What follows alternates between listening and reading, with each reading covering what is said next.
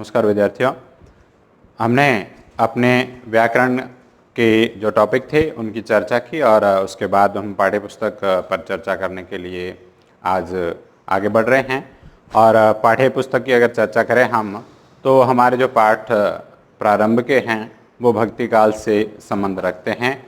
और भक्तिकाल को मोटे रूप से हम देखें तो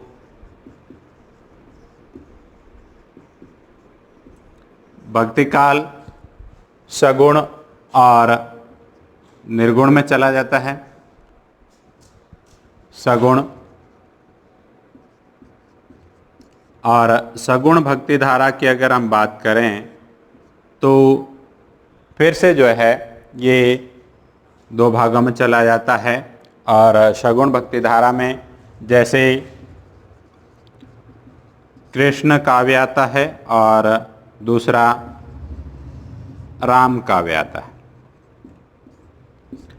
कृष्ण काव्य के रूप में प्रमुख कवि की अगर हम बात करें तो सूरदास जी यहाँ प्रमुख रूप से सामने आते हैं। और राम काव्य की अगर हम बात करें तो यहाँ तुलसीदास जी का नाम प्रमुखता से लिया जाता है। और हम अपने पाठ्यक्रम के अनुसार अगर बात करें तो प्रथम पाठ जो है वो हमारा सूरदास जी से संबंध रखता है और उन्हीं के बारे में हम आगे चर्चा करने जा रहे हैं। सूरदास जो है कृष्ण भक्ति धारा के प्रमुख कवि के रूप में सामने आते हैं। और इनका जीवन काल जो है वो इस प्रकार है। जन्म संवत 1540 से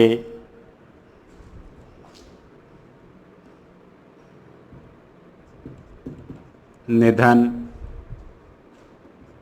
1620 ये संवत माना गया है। और ये है पाठ्यपुस्तक के अनुसार।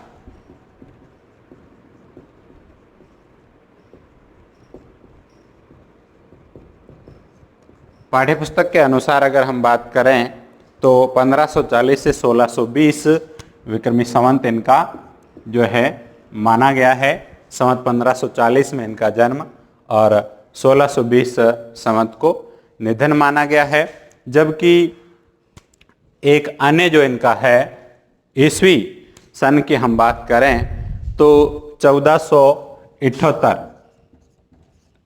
ईस्वी जन्म और 1583 ईस्वी को इनका निधन माना जाता है। ये दो तिथियां सामने आती है। विशेष रूप से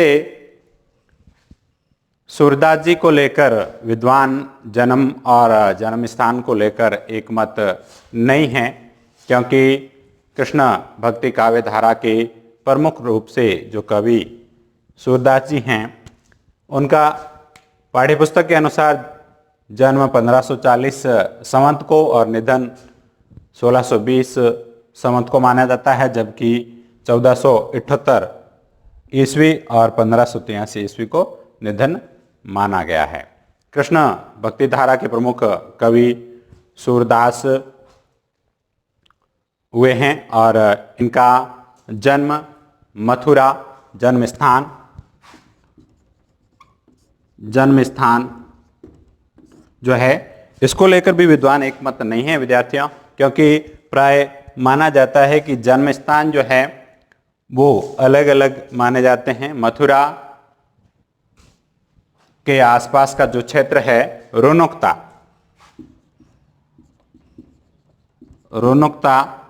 उसको कुछ विद्वान इनका जन्म स्थान मानते हैं। ये आगरा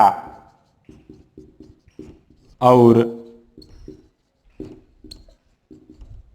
मथुरा के बीच पड़ता है। रोनुक्ता नामक ग्राम, यहाँ इनका जन्म स्थान माना जाता है, तो कुछ विद्वान इनका जन्म स्थान दिल्ली के पास आसपास का क्षेत्र सिही ग्राम जो है उसको भी इनका जन्म स्थान मानते हैं। प्राय विद्वान एक मत नहीं है जन्म को लेकर और जन्म स्थान को लेकर। इनके पिता का नाम जो है रामानंद माना जाता है। इनके पिता का नाम जो है वो रामानंद के बजाय रामदास माना जाता है। पिता रामदास माने गए हैं और गुरु का नाम गुरु महाप्रभु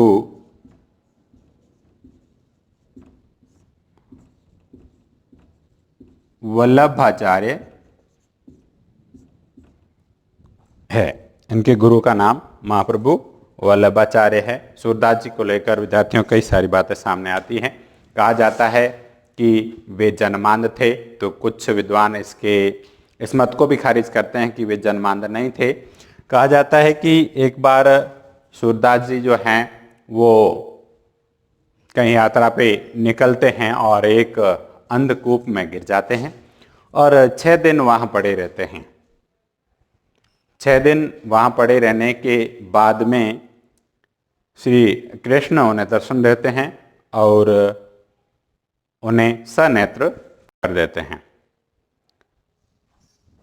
इस पर सूरदास जी श्री कृष्ण के दर्शन करने के पश्चात ये कहते हैं कि प्रभु, जिन नेत्रों से आपके दर्शन हो गए हैं, मैं उन नेत्रों से इस पापी संसार को नहीं देखना चाहता। ये सुनकर उनकी आंखें हमेशा हमेशा के लिए बंद हो जाती है, परंतु उनको प्रज्ञा चक्षु मिल जाते हैं, अर्थात ज्ञान की आंखें खुल जाती है। और कुछ विद्वान कहते हैं कि नहीं, वे जन्मांध नहीं थे, बाद में अंधे हुए। इस संबंध में उनकी एक पंक्ति चलती है, या माया झूठी, यानी या माया या संसार की माया और झूठे लालच को देखकर मैं दो दृग अंध भयो, यानी मैं दोनों नेत्रों से अंधा हो गया। या माया झूठी की लालच दो दृग अंध भयो, मैं इस संसार के झूठे लालच और मोह माया को देखकर अंधा हो गया। ये स्वयं सूरदास जी अपने जो कथन हैं उसमें कहते हैं। प्राय ये बातें चलती है। सूरदास जी गौ घाट पर रहते थे और वहाँ प्राय श्रीनाथ जी के भजन कीर्तन किया करते थे दास्य पद के। और जब उनकी अपने गुरु महाप्रभु वल्लभाचार्य से भेंट हुई और उनसे दीक्षा प्राप्त की,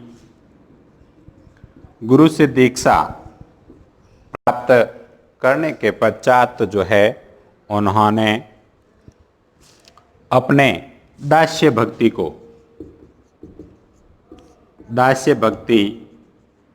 को सख्य भाव में परिणत कर दिया। पहले वे दास्य भाव के पद गाया करते थे, लेकिन महाप्रभु वल्लभाचार्य से दीक्षा लेने के पश्चात उनकी आज्ञा का पालन करते हुए उन्होंने सख्य भाव को अपना लिया था और श्री कृष्ण की भक्ति करते रहे। सूरदास जी ने श्री कृष्ण की लीलाओं का सरस और रुचिप्रद वर्णन जो है किया है। उन्होंने उनकी बाल लीलाओं का और कृष्ण की जो बड़े होने पर रास लीलाएं हैं उनका वर्णन भी सजीव किया है। सूरदास जी के प्रमुख रूप से जो हैं 3 ग्रंथ सामने आते हैं उनकी रचनाओं के रूप में, और वे इस प्रकार हैं। उनके जो प्रमुख ग्रंथ हैं सूरसागर,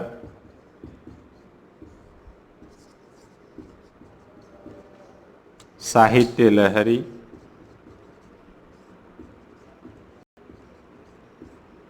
और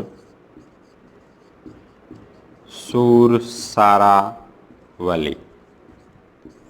ये 3 ग्रंथ उनके प्रमुख रूप से आते हैं। सूरसागर उनका अत्यंत महत्वपूर्ण, अति उत्तम और श्रेष्ठ काव्य ग्रंथ है, जिसमें भ्रमर गीत अंश संकलित है। कहा जाता है विद्यार्थियों इस संबंध में कि इसमें 1.25 लाख के लगभग पद है, जिसमें गोपी और उद्धव संवाद भी महत्वपूर्ण हैं, और इसकी रचना ब्रज भाषा में, इसकी रचना यानी सूरसागर की रचना ब्रज भाषा में हुई है और माधुर्य गुण से परिपूर्ण है। इसमें भ्रमर गीतांश संकलित है, जिसमें श्री कृष्ण का गोपियों के प्रति प्रेम और उद्धव द्वारा उनको उपालम देना और उद्धव पर व्यंग्य बाण चलाते हुए गोपियों के मध्य जो संवाद हुआ उसका वर्णन इस सूरसागर में मिलता है। उसके बाद में साहित्य लहरी जो है प्रमुख ग्रंथ सामने आता है, और साहित्य लहरी में कूट शैली में 118 पद जो हैं वो लिखे गए हैं। कूट शैली के अंदर ब्रज भाषा में रचित है। फिर आता है सूरसारावली, और सूरसारावली में जो अपने गुरु से संबंधित पुष्टि मार्गी सिद्धांत जो है वो दिया गया है। महाप्रभु वल्लभाचार्य इनके गुरु थे और इन्हीं की प्रेरणा से इन्होंने जो है सख्य भाव की भक्ति को अपनाया था। अब हम जो है आगे बढ़ते हैं और हमारे पाठ की चर्चा को लेते हैं। हमारे सूरसागर जो ग्रंथ है इनका विशाल प्रमुख रूप से इनसे जो है 4 पद पाठ्यक्रम में शामिल किए गए हैं, जो इस प्रकार है। यानी 4 पद जो हैं उसमें पहला पद जो है वो लीला विलास से संबंधित है,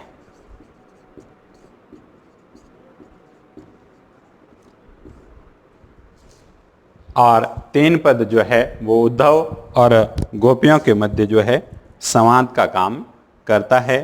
प्रथम पद लीला विलास से संबंधित है, जहाँ श्री कृष्ण को एक दिन राधा जो है वो बीच में मिल जाती है और वे उनसे चर्चा करते हैं कि हे सुंदरी तुम कौन हो, हमने आज से पहले आपको ब्रज की गलियों में नहीं देखा।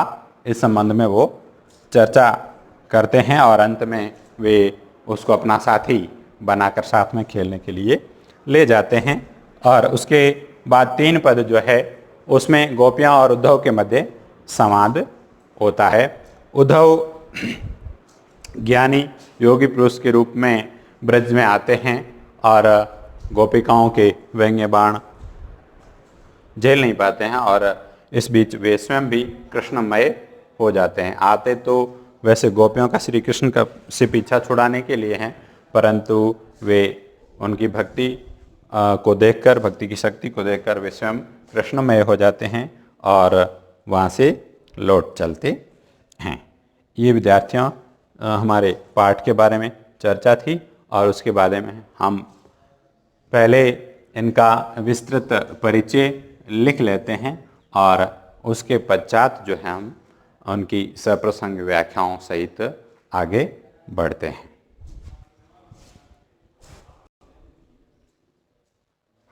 हाँ, तो हम विद्यार्थियों बात कर रहे थे कि हमें इनका परिचय लिख लेना चाहिए, क्योंकि हमारे पाठों के अतिरिक्त जो उनके कवि और लेखक हैं उनके परिचय के रूप में एक प्रश्न पूछा जाता है और उसके 2 अंक निर्धारित है, इसलिए हमें इसको विस्तार से उतार लेना चाहिए। 2 अंक प्राप्त करने के लिए हम इसके बारे में चर्चा कर चुके हैं। अब सूरदास जी जो है इनको मैं वापस बताने जा रहा हूँ, जो मोटी मोटी बातें मैंने यहाँ लिखी है। यानी इनके जन्म को लेकर 2 धारणाएँ प्रचलित होती है। एक तो ईसवी सन के अनुसार जब हम बात करें तो 1478 ईस्वी जो है उनका जन्म माना जाता है और 1583 में इनका निधन पारसोली नामक स्थान जो है, पारसोली नामक स्थान है, वहाँ इनका निधन जो है वो माना जाता है। और फिर पाठ्यपुस्तक के अनुसार अगर हम बात करें तो जन्म संवत 1540 को और निधन संवत 1620 को माना जाता है। ये पाठ्यपुस्तक हमारे जो 10th माध्यमिक शिक्षा बोर्ड की है उसके अनुसार मान्य है।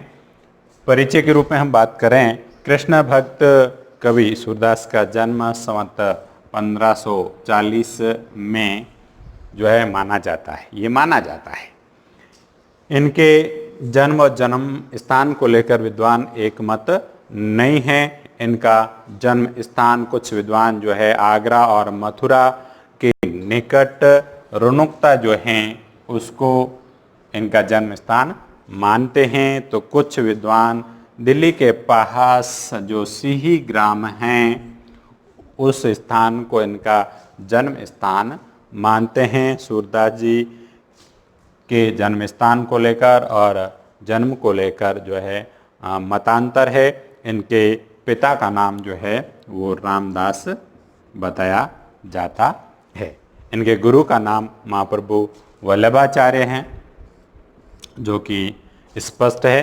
कहा जाता है कि सूरदास नेत्रहीन होने के कारण, यहाँ भी मतभेद है, मैंने पूर्व में भी बताया कि कुछ विद्वान जो है मानते हैं कि वे जन्म से ही अंधे थे और कुछ का मानना है कि बाद में अंधे हुए थे। एक किंवदंती के अनुसार माना जाता है कि वे नेत्रहीन होने के कारण कहीं यात्रा पे जा रहे थे और उस दौरान एक अंधकूप में गिर जाते हैं और वहाँ 6 दिन पड़े रहते हैं। 6 दिन बाद में भगवान श्री कृष्ण ने उन्हें दर्शन दिए और नेत्र प्रदान किए, और उन नेत्रों से जब सूरदास जी ने श्री कृष्ण के दर्शन किए तो उन्होंने क्या कहा, देखिए उन्होंने एक कथन कहा है जिसको यहाँ पर लिखा है हमने। प्रभु जिन नेत्रों से आपके दर्शन हुए हैं, प्रभु जिन नेत्रों से आपके दर्शन हुए हैं, अब उनसे मैं सांसारिक पापों को नहीं देखना चाहता हूँ। उनके निवेदन से नेत्र सदा के लिए बंद हो गए, परंतु उन्हें प्रज्ञा चक्षु प्राप्त हो गए, उनके ज्ञान की आंखें खुल गई। सूरदास जी को पुष्टि मार्ग का जहाज कहा जाता है। सूरदास पहले दास्य भाव के पद गाया करते थे, वृंदावन गौ घाट में रहते थे, वहाँ उनकी भेंट महाप्रभु वल्लभाचार्य से होती है और वल्लभाचार्य उन्हें दीक्षा देते हैं। उनसे दीक्षित होने के पश्चात जो है उनकी भक्ति जो है वो सख्य भाव में परिणत हो जाती है। सूरदास जी को वात्सल्य तथा श्रृंगार रस का प्रमुख कवि माना जाता है। इन्होंने वात्सल्य बाल की श्री कृष्ण की बाल लीलाओं का वात्सल्य रस में वर्णन किया है और बाद की जो लीलाएं हैं प्रेम लीलाएं उनको श्रृंगार रस में दोनों पक्षों में सजीव चित्रण किया है। सूरदास जी के बारे में ये भी कहा जाता है कि सूर वात्सल्य रस का कोना कोना झांक आए थे। इनकी प्रमुख रचनाएं जो है वो ब्रज भाषा में रचित है।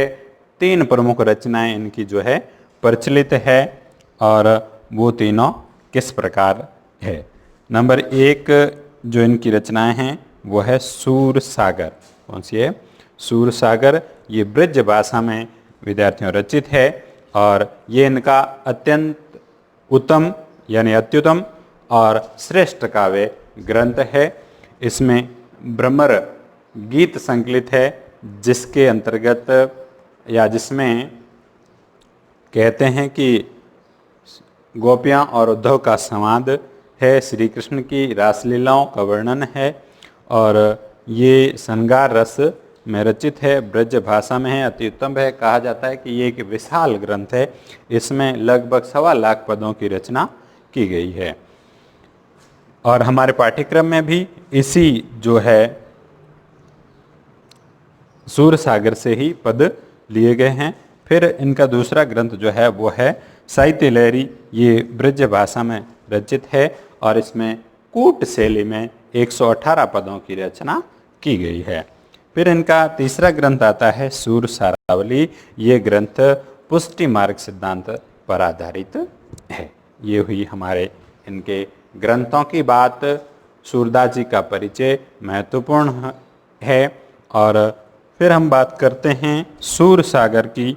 तो सूरसागर में जो पद हैं उनमें से 4 पद लेकर हमारे पाठ्यक्रम में शामिल किए गए हैं और उन 4 पदों की जो है विस्तृत व्याख्या और चर्चा हम आगामी क्लास में करेंगे।